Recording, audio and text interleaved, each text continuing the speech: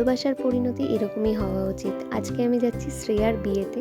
শ্রেয়া আমার খুব ক্লোজ একটা ফ্রেন্ড, আর ফাইনালি ওর বিয়েতে যে যেতে পারছি এটা আমার অনেকই ভাগ্য ভালো, কারণ অনেক দিন ধরে প্ল্যান করে রয়েছিলাম। আরও একটা শ্রেয়া আছে, ওরও আসার কথা।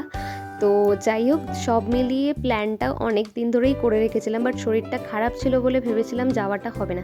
বাট ফাইনালি আমি যাচ্ছি, আর রেডিও হয়ে নিয়েছি। কেমন লাগছে অবশ্যই আমাকে জানিও।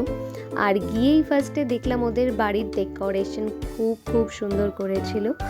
আর গিয়েই আমি স্টার্টার খেতে শুরু করে দিয়েছিলাম। আর মেন কোর্সে প্রচুর প্রচুর আইটেমস ছিল, কিন্তু আমি ক্যাপচার করতে পারিনি, দুঃখের বিষয়। তো তারপর আমরা কফি খেতে খেতে দেখছিলাম ওর বিয়েটার সব রিচুয়ালস, এগুলো দেখে বেশ মজা লাগছিল, ভালোও লাগছিল।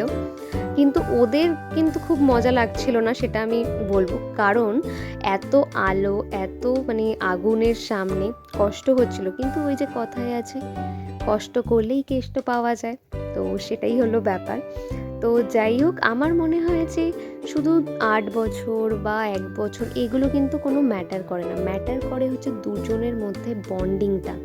বাট আমি চাই যে সবার ভালোবাসায় পূর্ণতা পাক, সুখে থাকুক, ভালো থাকুক আর কি। এই তো সেই সময়টা ফাইনালি ওদের এই আলটিমেট টাইমটার জন্যই অপেক্ষার অবসান ফাইনালি হলো।